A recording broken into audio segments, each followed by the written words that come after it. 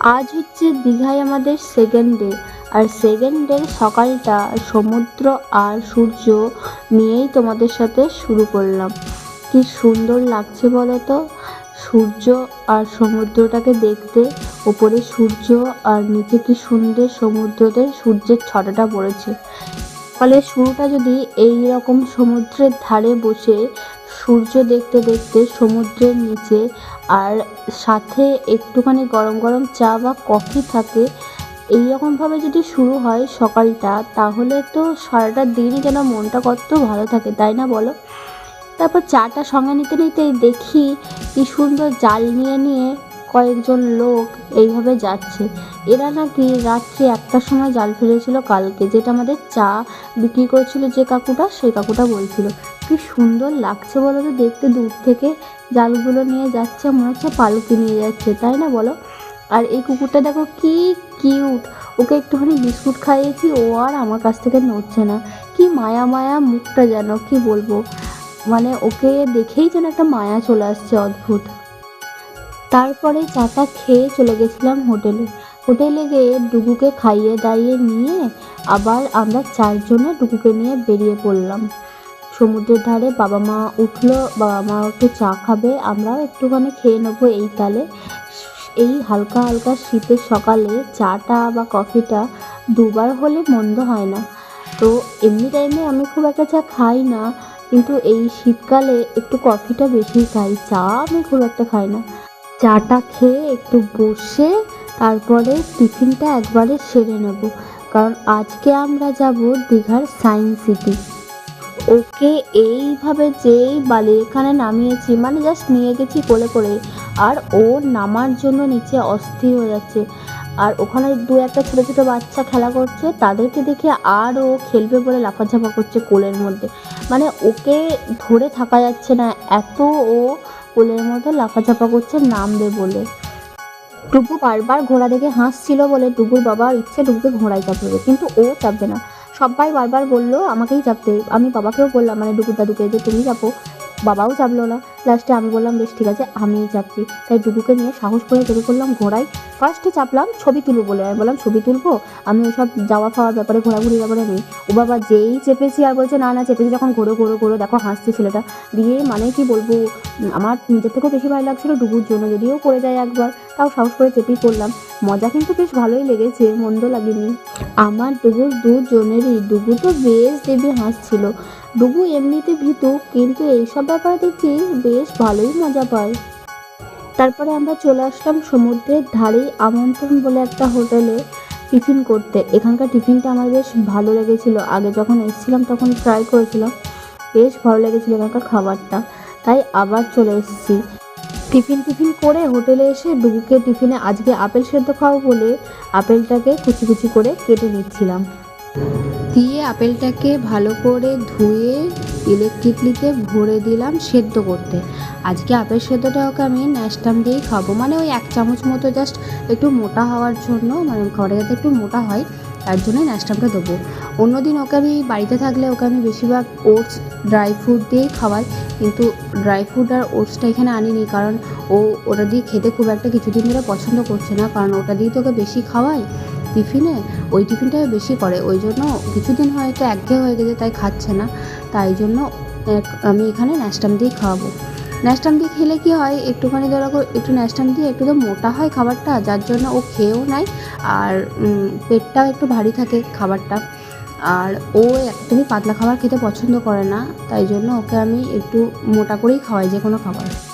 তো ডুগুকে খাইয়ে দাইয়ে নিয়ে বেরিয়ে পড়লাম। এখন আমরা যাচ্ছি দীঘার সায়েন্স সিটিতে। এটা হচ্ছে দীঘার জাহাজ বাড়ি। এর একটা জাহাজের প্যাটার্নে একটা বড় রেস্টুরেন্ট মতো। শুধু রেস্টুরেন্টই না, এখানে সিনেমা হল আছে, 3D শো দেখা যায়। তো এই জায়গাটা বেশ ভালো, রাত্রেবেলায় আরও ভালো লাগে, আলো টালো জলে অনেক রকম, বেশ ঝলমল ঝলমল করে। তারপরে আমরা পৌঁছে গেলাম দীঘার সায়েন্স সিটিতে।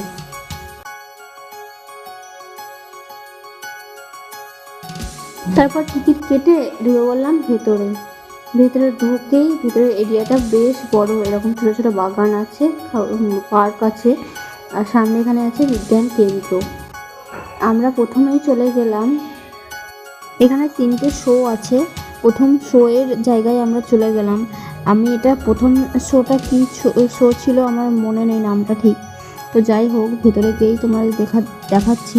মনে হয় যতদূর সম্ভব তারামণ্ডল বা এরকম কিছু ছিল, মানে সূর্যের নিয়ে একটা সায়েন্সের একটা বৈজ্ঞানিক এরকম একটা শো ছিল। তো চলো দেখা যাক। এই গাছটায় দেখো কি সুন্দর আমের পাতা দিয়ে পাখির বাসা করেছে। এই পাখির বাসাটা দেখে কি কেউ বলতে পারবে এটা কি পাখির বাসা? আমি তো বুঝতে পারলাম না, কিন্তু যাই হোক দেখে খুব ভালো লাগলো। তারপর এই যে শো হবে যে হলটায়, সেই হলটায় ঢুকে পড়েছি। ভেতরে দেখো কত সুন্দর, মানে এরকম সিটগুলো এরকম শুয়ে শুয়ে আছে, ওপর দিকে তাকিয়ে শোটা দেখতে হবে। শো চলার সময় তো ভিডিও করা যাবে না, তাই আগেই একটু ভিডিও করে নিচ্ছিলাম। আর ডুগু চরম বদমাইশি করছিল, ঘুমও এসছে। ঘুমিয়ে গেলে তো খুবই ভালো হয়, নাহলে ও এটা যখন চলবে চারিদিক অন্ধকার হয়ে যাবে, কি করবে ও জানি না আমি। আমাদের প্রথম শোটা ছিল ওই 10-20 মিনিট মতো ছিল।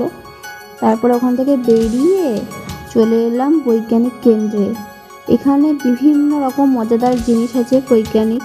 এই যে এটা যেরকম এরকম হাওয়ার সাহায্যে এরকম চলছে, সবগুলো নাম আমার মনে নেই তাই বলতে পারলাম না। জাস্ট তোমাদের শর্ট করে ভিডিওগুলো দেখিয়ে দিচ্ছি, আর যেগুলো আমার মনে আছে সেইটুকুনি তোমাদের সাথে শেয়ার করছি। এখানে এটা দেখাচ্ছে ঘূর্ণিঝড় আমাদের কীভাবে সৃষ্টি হয় বাষ্প জমে।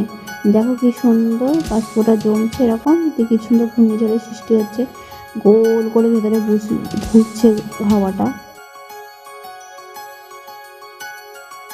তারপর আমরা চলে আসলাম 2 নম্বর শো দেখতে, যেটা নাম হচ্ছে সায়েন্স শো। এটা ছিল 10 মিনিট মতো। এগুলো তো ভেতরে যখন চলছিল ভিডিও করা হয়নি, তাই জাস্ট তোমাদের ভেতরটা দেখিয়ে দিলাম। দিয়ে মা আর বাবাকে, এই যে মজাদার একটা জায়গা, এই জায়গায় একটু ভিডিও করে নিচ্ছিলাম। এখানে আমার ভিডিও করা আছে আগে এসে, তাই আমার ভিডিও করিনি, আর আমার বর আমাকে এখানে ভিডিও করে দেয়নি। তারপরে সব সেরে চলে আসলাম ডুগকে নিয়ে আবার হোটেলে, কারণ ওর খাওয়ার টাইম হয়ে গেছিলো। আমরা যখন এলাম তখন প্রায় 1টা বাজছে। দিয়ে ওকে খাইয়ে দিলাম। ওকে এরকম ভাত চটকে চটকে মেখে, একটা ডিম সেদ্ধ নিয়েছিলাম, ডাল নিয়েছিলাম হোটেল থেকে, তো ওই ভাতে ওকে মেখে মেখে খাইয়ে দিচ্ছিলাম। আমি ও দুপুরে লাঞ্চের খাওয়ার জন্য ঘরে থেকে সেরেল্যাক্স বানিয়ে নিয়ে এসেছিলাম, যেটা চাল ডাল আর সয়াবিন দিয়ে বানিয়েছি। ওই সেরেল্যাক্সটা আমি কালকে খাইয়েছি ওকে, আজকে আর ওটা দিইনি। আজকে একটা ডিম সেদ্ধ নিয়ে ওকে হোটেলেই ভাত আর ডাল চটকে এরকম হাতে করে করেই মাখিয়ে খাইয়ে দিয়েছিলাম। ও বেশ খেয়েও নিচ্ছিল, কোনো সমস্যা করেনি। যেহেতু জলটা কমেনি খুব একটা, তাই জন্য আমরা চেপে পড়লাম স্পিড বোটে একটু বেশ সমুদ্রটা মাঝখানে গিয়ে দেখে নিলাম আশপাশটা সমুদ্রে একদম ফাঁকা আর মাথার উপরে সূর্যের ছটাটা সমুদ্রের জলে কি সুন্দর লাগছে। দেখো জল আর জল চারিদিকে। তারপরে দুজনে বেশ করে চান করে চলে গেলাম হোটেলে। আমি পুরোটা ভিজিনি, আমি জাস্ট হাফটা ভিজেছি, কারণ আমার এমনিতেই গলাটা ব্যথা করছে হালকা। আর ডুগুর তো খুব ঠান্ডা লেগে আছে, আমারও হালকা লেগেছে, তাই জন্য আমি খুব সাবধানেই থাকছি যাতে আর ডুগুর ঠান্ডা না লেগে যায়। আর ডুগুর বাবা একদম মানে পা থেকে মাথা পর্যন্ত একদম পুরো ভিজে চান, আর আমি জাস্ট এই মাজা থেকে যেটুকুনি ভিজেছি। তো তারপরে চলে গেলাম হোটেলে চান টান করে একটু শুয়ে নিলাম, নিয়ে আবার বেরিয়ে পড়লাম সন্ধ্যাবেলায় একটুখানি ঘুরে প্রথমেই খেলাম কফি, তারপরে একটু পাপড়ি চাট খেয়ে নিলাম। আমার মা পাপড়ি চাট খেতে খুব ভালোবাসে, তাই জন্য পাপড়ি চাটটাই আজকে প্রথম খেলাম। আর ডুগুর দাদু ছাড়া কিচ্ছু চেনে না, মানে চোখে অন্ধ। ডুগুর ঢাক হচ্ছে সেই ঢাক, আর ডুগু হচ্ছে ঢাকের কাঠি, দুজনকে ছাড়া মানে একদমই মানে অন্ধ চোখে যাকে বলে। কারোর কাছে আসছে না, না আমার কাছে, না ওর বাবার কাছে, না ওর দিদানের কাছে। মানে আসলেই দাদুকে দেখলে সে পাগলের মতো করছে, কারোর কোলে স্থিরভাবে থাকছে না, এমন করছে মনে হচ্ছে পড়ে যাবে। শুধু একমাত্র দাদুর কোলেই স্থিরভাবে থাকছে, আর দাদু ছাড়া কারোর কাছে আসছে না। পাপড়ি চাট খেয়েই নিউ দীঘার যে রাস্তাটা, সেই রাস্তাটা ধরে চলে এলাম ঢেউসাগরে। এটা একদম সমুদ্রের গায়েই, তাই আসতে খুব একটা কষ্ট হয় না, হেঁটেই আসা যায় ঘুরতে। আগে যখন এসেছিলাম তখন এটা পুরোটা কমপ্লিট হয়নি, এখনও অবশ্য অনেক কাজ চলছে, কিন্তু তাও অনেক নতুন দেখছি জিনিস করেছে। চলো তোমাদের ঘুরে সবটা দেখিয়ে দিই।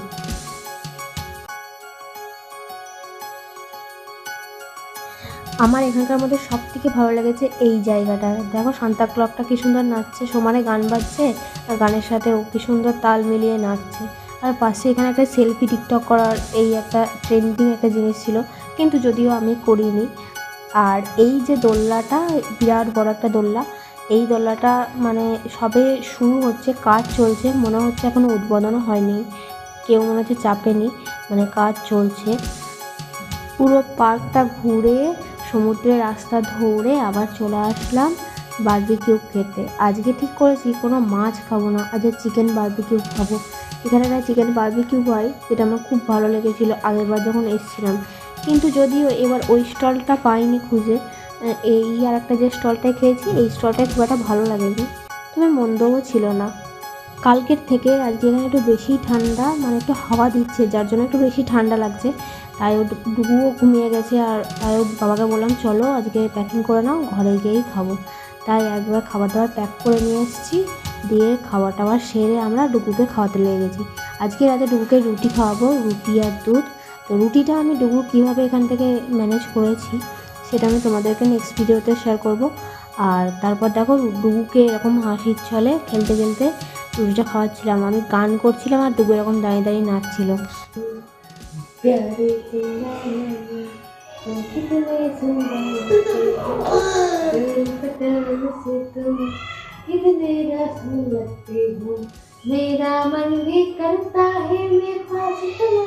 তো আজকে সারাদিনটা এইভাবে কেটে গেল।